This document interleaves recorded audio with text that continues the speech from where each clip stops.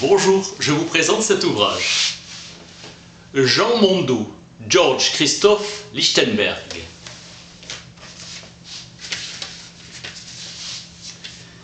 On lit ses cahiers intimes, ses brouillons non destinés à la publication.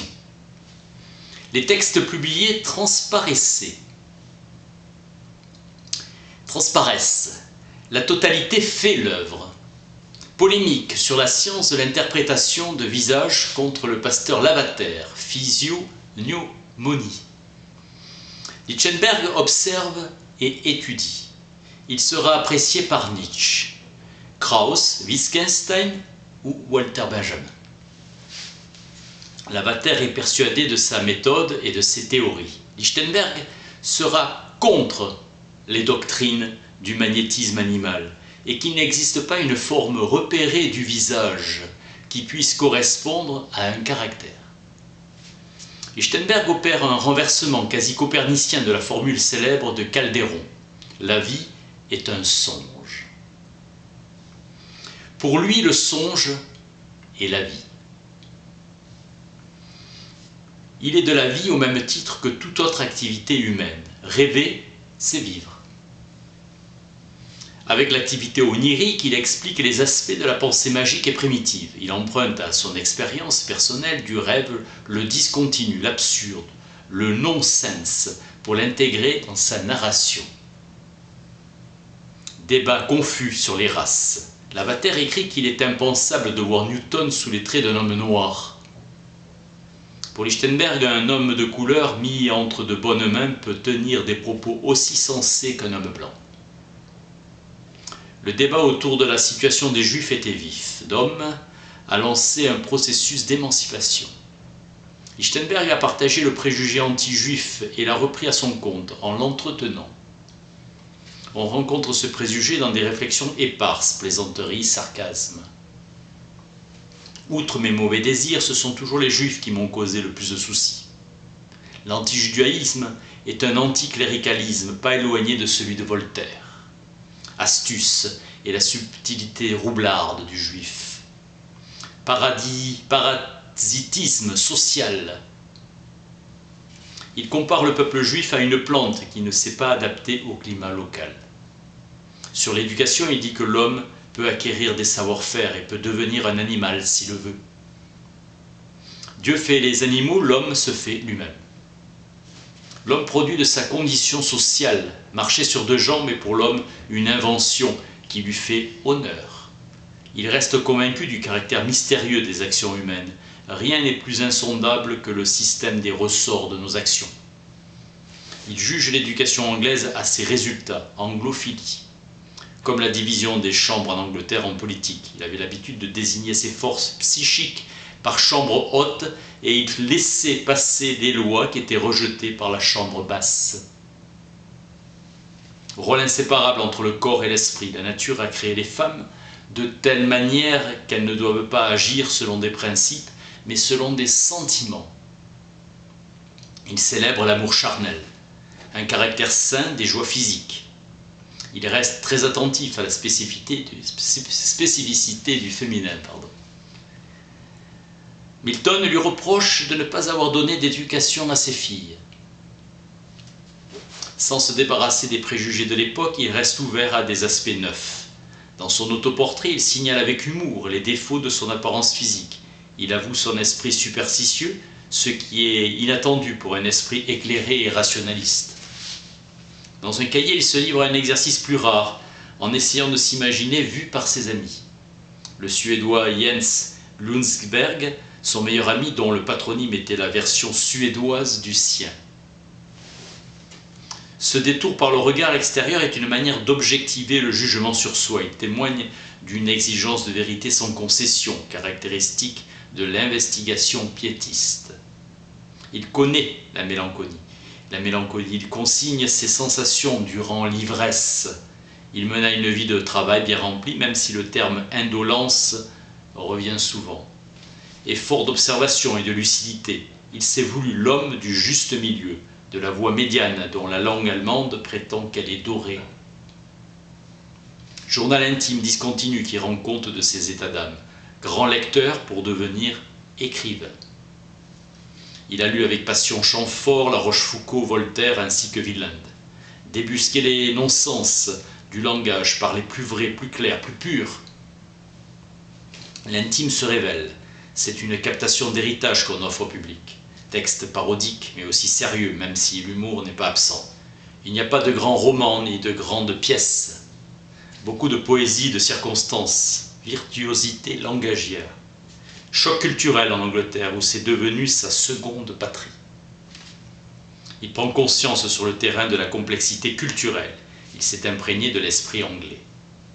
Son humour va se diriger vers l'absurde et le nonsense. Il lit les journaux sans tenir compte des colonnes, cross-reading.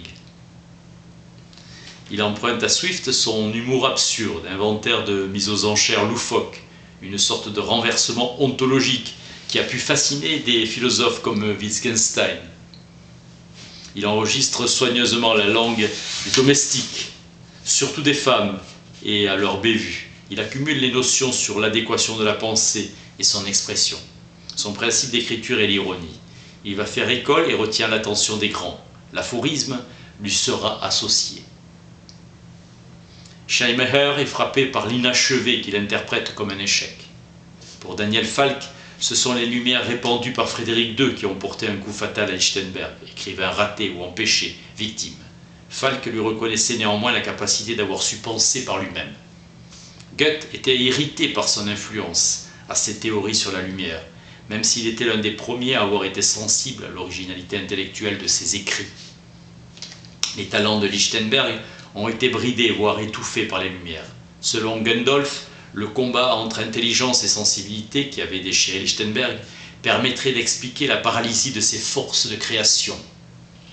Les membres de l'école de Vienne ont été fascinés par sa réflexion et sa pensée. Son « ça pense » et non « je pense » est une rupture éclatante avec le subjectivisme cartésien du cogito. Mach, Schlick, Neurath, Weissmann. Admirateur inconditionnel, mérite d'une pensée non conforme, voire non conformiste de la part de Bloch, l'esthétique des brouillons. Walter Benjamin s'est saisi de l'œuvre de Lichtenberg, assemblage de réflexions au hasard de la chronologie, connu en France par le Suisse Philippe Albert Stapfer, qui présente l'œuvre et le personnage. Michel Houellebecq, grand lecteur de Schopenhauer, mentionne Lichtenberg dans son roman La possibilité du Nil, en 2005. L'écriture a joué un rôle réparateur après des événements traumatiques chez Lichtenberg.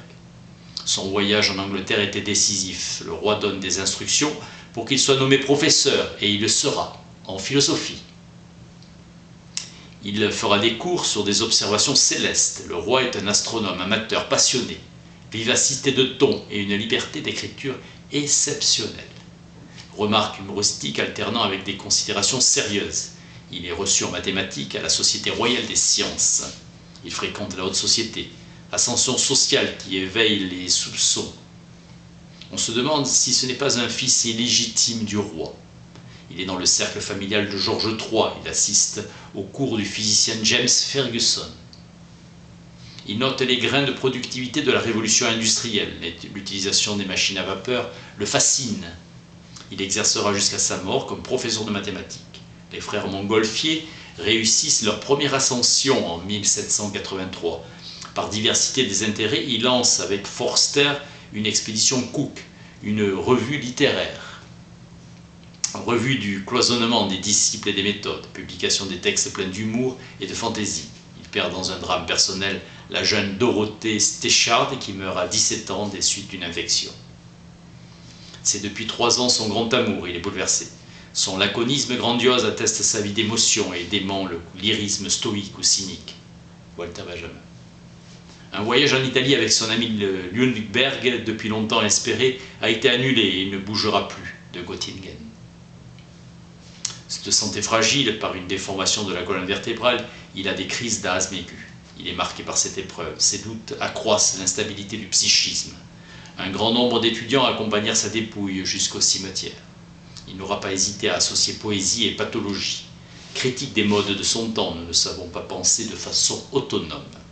Virulence de l'opposition à la cause américaine, conditionnée par son attachement personnel à la couronne d'Angleterre. Pour la Révolution française, il dit qu'on peut être d'accord de raser la Bastille sans pour autant y participer, son attitude fondamentale. Approbation de certains événements en gardant ses distances. Il note la distance entre la philosophie et l'action révolutionnaire. Il est attaché au thème de l'égalité, critique de l'Église prouvant son appartenance aux Lumières, anticléricalisme. La religion malgré tout nécessaire. La manifestation spontanée de la religiosité comme recours face à l'incompréhensible. Le temps modifiera notre point de vue sur Dieu. Il prophétisa que si le monde dure, la religion universelle sera un spinozisme purifié. Il avait une conception philosophique de la religion, cadre institutionnel de ses réflexions, l'institution universitaire. Fréquentation des cercles intellectuels qui ne se recoupaient pas toujours. Enthousiasme de la philosophie kantienne. Ce philosophe dirige toute son attention sur l'instrument, il analyse la nature de notre capacité à connaître. Il aura un jugement modéré sur la Révolution française et il est consciemment du côté des Lumières. Elles ont une évidence et une force naturelle, mais il n'est pas un penseur des Lumières. Par ses interrogations, il étend le domaine des Lumières sans renoncer au paradigme rationnel, champ plus vaste. Il ne fixe pas a priori des limites aux Lumières. Il en recommande seulement un usage maîtrisé. Danger politique des Lumières mal utilisé. Jean Mondot, George Christoph Lichtenberg. Merci.